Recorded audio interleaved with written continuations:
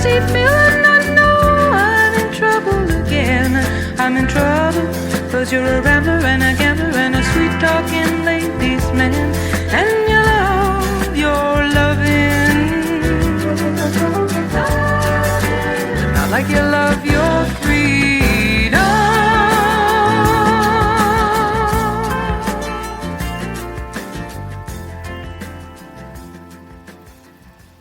Welcome. This is Michael Volkov, and this is episode 244 of Corruption, Crime, and Compliance. And our episode today is a discussion on how to build a compliance program dashboard. Hello, everyone. Great to be back with you. Still in Sicily here, enjoying the hot weather, the ocean, the food, the people. I sort of had mentioned before the idea of getting to the issue of a compliance dashboard and and defining it and talking about how to put one together. And this is a topic that every compliance professional has to address in one form or another. And unfortunately, chief compliance officers are usually so busy they cannot ever take the time to tackle this issue. But it's a real practical issue of importance. And let me define some of the terms, and so we can sort of discuss, outline what we're going to discuss here. So we have to define the issues and the purposes of the compliance dashboard. And I don't mean a sort of new automated technology where you can assemble all the relevant lists in one screen, or relevant measurements in one screen, and sort of track your compliance program that way. Although I do think there is lots of room for an integrated technology service as opposed to sort of individual platforms that we have for, let's say, policy tech, or we have for third-party risk management. What I'm talking about, though, is starting on what is it that we monitor on an ongoing basis to see how our compliance program is doing, whether we're meeting certain objectives, so to sort of take the pulse of the compliance program and the issues that should be identified as you're going through that. So we have to, and the problem with this is that each company is different. Each organization is different in terms of their kind of compliance data that's generated, their access to it, what automation services are available. And so we have to consider the exact means by which the data can be collected and made available then to the chief compliance officer. And this could vary, like I said, across organizations and will depend on sort of your IT system and your compliance technologies. Some systems and products can collect and report data on an ongoing or regular basis. And CCOs have to come up with a wish list of data that they would like to monitor, but then face the reality of access and technology, which may create some limitations. So my outline of issues here assumes that IT does not limit access or restrict the frequency of reporting. We're sort of dealing in what I would call the basic perfect world. We've seen rapid changes in technological capabilities, and I expect we're going to see many more. And CCOs have to stay current on these capabilities and adjust their monitoring dashboard in response to those trends. So let's start with a basic list of topics that we should ideally include in the dashboard. Depending on the organization's risk profile, the industry, its geographic footprint, and related factors, this list may change. But within each issue, then we're going to talk about specific measures that can be changed based on individual circumstances. So with all those caveats, here's a basic, and I mean basic list. You may have other items that can be included or subject areas which are important to you based upon your particular business or risk profile. So here's the basic list. Incident and investigation tracking, employee discipline, compliance communications, training, culture measurement or tracking, conflicts of interest, third-party risk management, policies and procedures, internal and financial controls, beyond charitable contributions, political contributions, and gifts, meals, and entertainment. Governance measurements of board, senior management, and compliance committees. And finally, but very importantly, is risk assessment, monitoring, and mitigation status. Now, it's easy to add several other topics to this list, such as mergers and acquisitions, if this is a part of your company's business strategy, or add an ethics and compliance highlights section to capture certain events that may not occur each period but still need to be tracked. So let's start with, and I'm going to go through each of these topics, and let's start first with incident and investigation tracking. And for each of these, we could have a whole podcast to discuss sort of some of the issues that come up. So I don't mean to belittle any of the more serious issues, but I did want to get sort of a quick summary of each of these issues.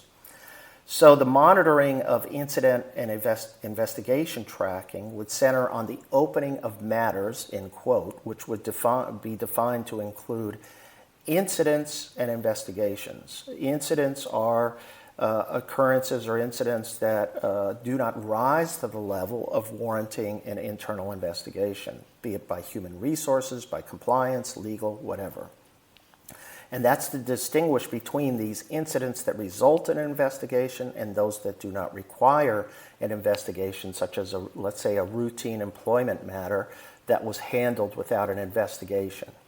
For each matter, for each incident, or each, you could say, the following issues would be tracked on a regular, be it weekly, monthly, quarterly, depending upon your reporting capabilities and access to data capabilities. 1, the status of the matter, okay, open, pending, closed, substantiated, unsubstantiated. 2, the type, in other words, what kind of incident is this? Is this a human resources? Conflict of interest, theft, bullying, harassment, financial control, like stealing, a specific policy, or is this about retaliation? 3, the category of the alleged actor, or the actor is the subject of the incident. Employee, manager, executive, senior executive, board member. 4, the source of concern. Where did this matter come from? A hotline, anonymous, human resources, compliance, legal, business, a compliance application, for example, where it could be an internet report or another source. 5, the geographic source, the region and the country or the line of business, the geographic division of the business. Let's say it's a Russia operation or something. 6, line of business. And 7, feedback, which would be satisfaction ultimately of the source or the complainant with the process in the reporting of the incident and the resolution of it and the entire process. So that's just a basic outline of incident and investigation tracking. Let's go to discipline. For each matter, again, the disciplinary process should be monitored to include 1, time to close, from matter initiation and opening to resolution. Resolution, verbal, written, suspension, resignation, discharge, or other. Category of actor, again, employee, manager, executive, senior executive, or board member. 4, review and approval. So was this approved? Approval of resolution was by human resources, a disciplinary committee, senior management, board of directors, or other. 5, geographic, okay, country, region. And 6, line of business.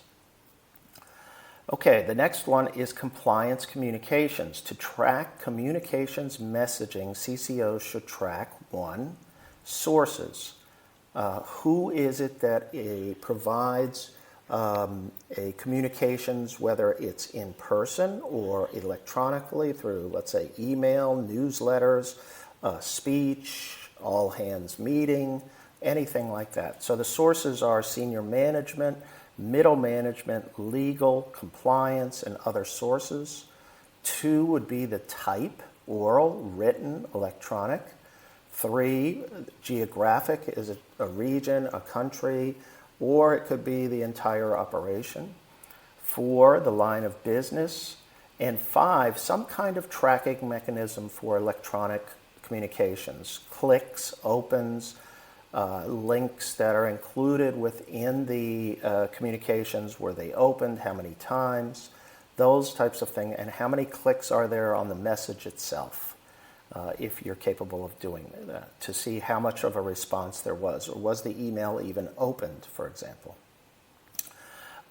Training, let's go to training now. Now, to measure training and the operation of the training program, remember that we're looking at providing a training program that addresses significant risks, or you're tailored to your risk profile, to an audience that is that handles or faces that risk. And we want to try to make sure that there's testing to make sure that people are learning what they're supposed to be learning, and we want to get feedback from the employees. So 1 would be number, employees who have been trained on a specific topic. In other words, break down the training by topic: code of conduct, antitrust, anti-corruption, sexual harassment, discrimination, things like that, workplace safety, other types of things.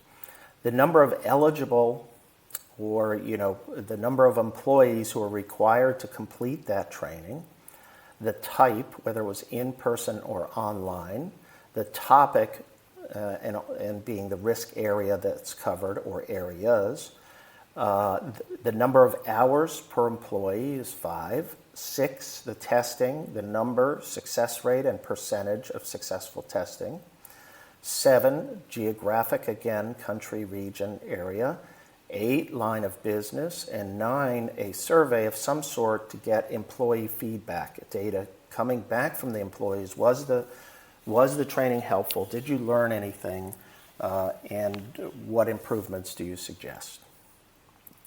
Another important factor is culture tracking, and this is obviously one of my pet issues, and you've heard me talk about it a lot, is to measure on a regular basis the nature, your culture, your company's culture, and report on that on a quarterly basis, at least something each quarter to the board or audit committee or compliance committee. And this could include surveys, it could include focus groups, group meetings, any type of situation or interviews. You could even have an interview program as part of a culture assessment or culture monitoring process. So for culture tracking, we look at surveys is number 1, annual, quarterly, pulse type of surveys. Focus groups would be another thing to track in terms of how many we're doing, where, what employees are attending those. 2, results on key factors. Results on key factors of, let's say, perception, knowledge of perception of the company and its leadership, perception of the manager, the immediate supervisor, knowledge of misconduct, reporting of misconduct, and other factors that are usually included in survey questions so that you can sort of track on these key factors. We'd also look at geographic areas, of course, and line of business. Remember, culture does not have to be across the whole organization. You don't have to survey everybody all at once. You can also send out pulse surveys to, let's say, certain offices, certain regions, certain lines of business.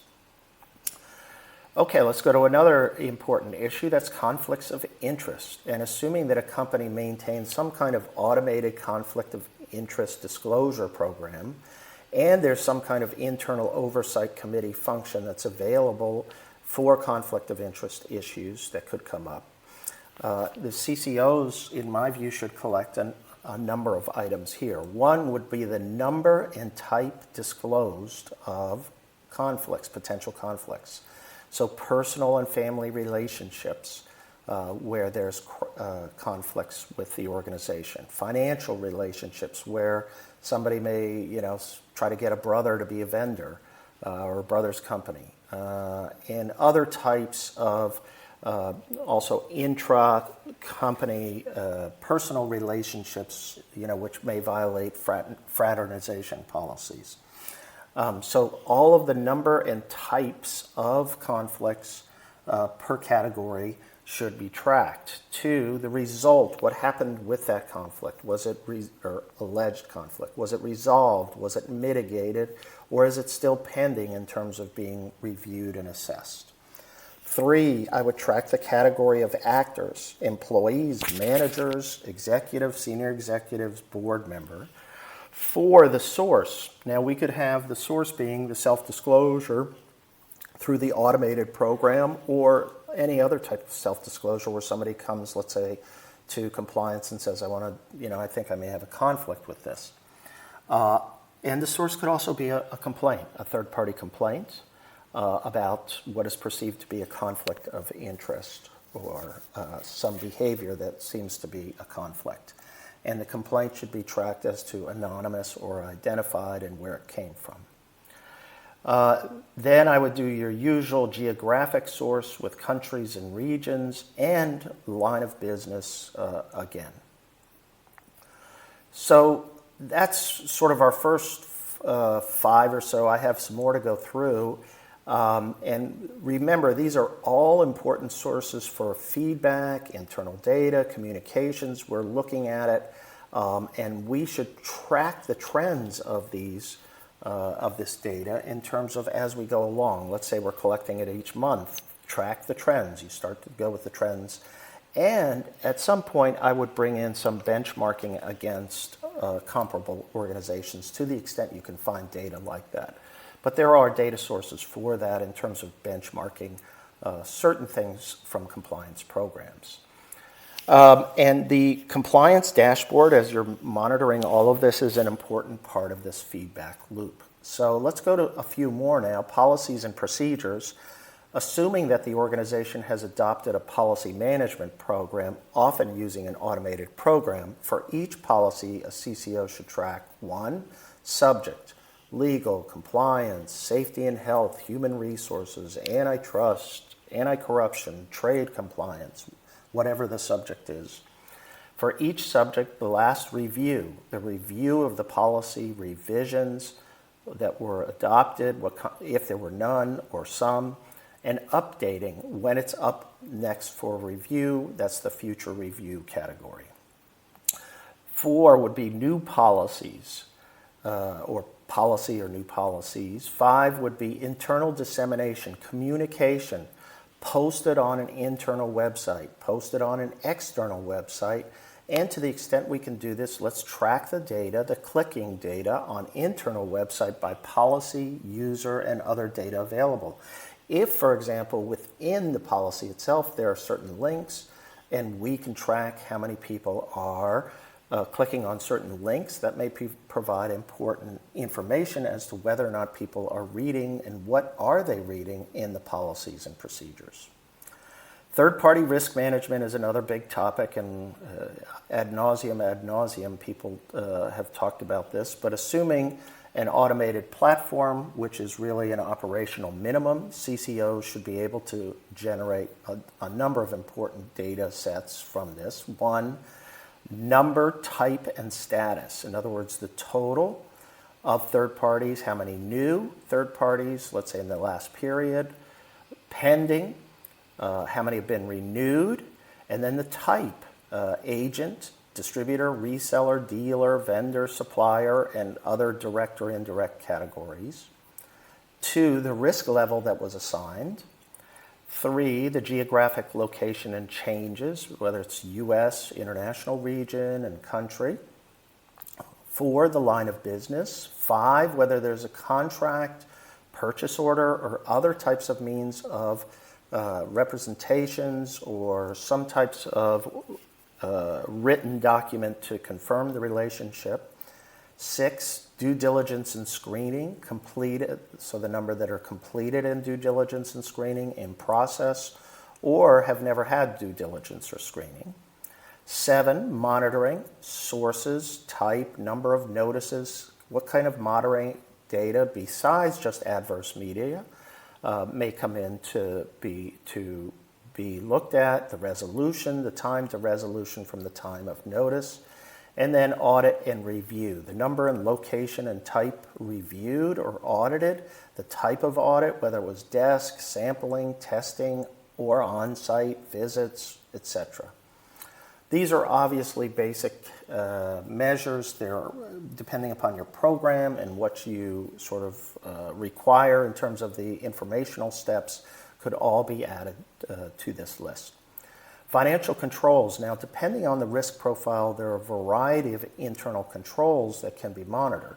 For example, assuming that the CCO's company relies on a network of distributors to resell its product in another country, and assuming that specific controls exist with respect to, let's say, discounting, let's say there has to be approval by a discounting committee, rebates, a rebate program that has to be adopted and approved, marketing allowances for various types of distributors, control testing then could be used to track to ensure compliance with internal procedures, such as a discount or rebate approvals or marketing allowance audits. Additionally, specific compliance controls might exist with respect to charitable contributions, political contributions, gifts, meals, and entertainment reimbursement, and these can be tracked for control testing purposes. And with respect to third-party risk management, invoice to payment processes for third-party representatives, but also for all the vendors and suppliers, should be implemented and then tracked for compliance purposes. For example, a specific third party should be monitored for issues such as the existence of a contract or purchase order, whether there was review of the invoice or purchase order, and approval process and the payment process confirming the payment. Again, these are interesting areas where compliance and finance kind of overlap. And there's a compliance risk involved, for example, in discounting or rebates with distributors. We've seen that. Or discounts that are not passed on by the distributor then to the ultimate customer. And then in that situation, we run into problems with slush funds that may be created. A couple of others before we wrap up here. Board, senior management, and compliance committees. It's important to measure governance activities relating to the oversight and monitoring of the ethics and compliance program, starting with the board and continuing with senior management compliance committees. The number, a compliance committee if you have one, the number of meetings, the length of time, and topics covered should be tracked. Finally, but really one of the more important areas is the risk assessment and the mitigation and adjustment of the risk profile in response to changing circumstances. The CCO tracking function in this area corresponds to broad enterprise risks. In many cases, the risk enterprise function should focus on the top 10 risks for measurement and monitoring purposes. As an example, the top 10 risks could include anti-corruption, antitrust, code of conduct violations, data privacy and protection, employment and labor relations, environmental health and safety, export compliance, financial reporting, SOX and tax compliance, quality and regulatory product integrity, and third-party risks. So for each of the top 10 risks that you identify in your current risk profile, the initial collection would focus on 5 specific issues for that risk. Overall risk status, is it high, medium, low, or whatever type of measurement category you want to apply. Liability exposure. What's the liability exposure? What's your reputation exposure? What's your regulatory exposure? And then finally, what's the impact to the business operations? And then by risk category, a second set of data should include the number of incidents relating to that risk, any disciplinary actions or investigations relating to that risk, violations of laws and regulations and resolution, how did it get resolved, policy reviews that were instituted as a result of a change in risk. The last risk assessment in terms of the top 10, and then other mitigation strategies through training and then through legal and compliance measures in terms of communications, written certifications, written warranties from a third party, for example. All of these things should be tracked, and these are probably captured in other areas that we've already talked about, but should be tracked in terms of mitigation strategies. And any that are not tracked in the prior categories would be added here. So that's a quick overview, and I know it's pretty quick, but I did want to get some ideas out there and at least generate some thoughts on how to get at a compliance dashboard and how to measure and how to look at data. This is just a basic starting point, and obviously each organization is different. So I wanted to get this started, at least in terms of some thoughts on your process and thoughts on your approach to this kind of interesting issue. So thanks again. We'll talk to you next week. Hope you are staying safe, staying healthy, and enjoying. We're coming to the close of summer soon, but hope everything is going well. Talk to you soon. Thanks again for listening to Corruption, Crime, and Compliance. Please subscribe to the podcast series. The Volkov Law Group believes that every company should have a robust ethics and compliance program. Experience and research show that ethical companies are better performers in the global marketplace. You can learn more about the legal and compliance services we offer at our website, www.volkovlaw.com. You can also follow our award-winning blog, Corruption, Crime, and Compliance, and our podcast series. You can contact Michael Volkov at his email address, mvolkov@volkovlaw.com.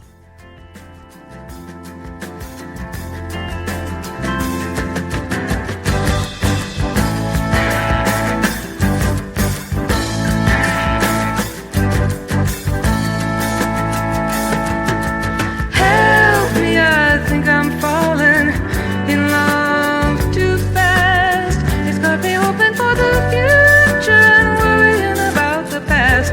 'Cause I've seen some hot places come down to smoke and ash. We love our loving, not like we love our freedom.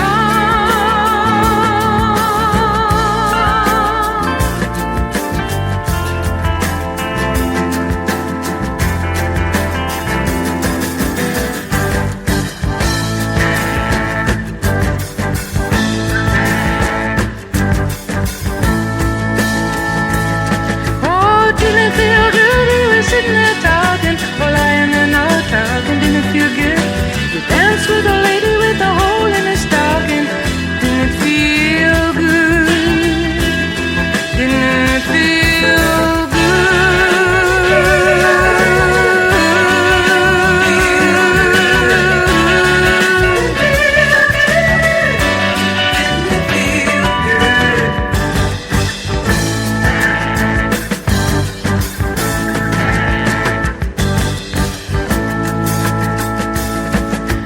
Help me, I think I'm falling in love with you.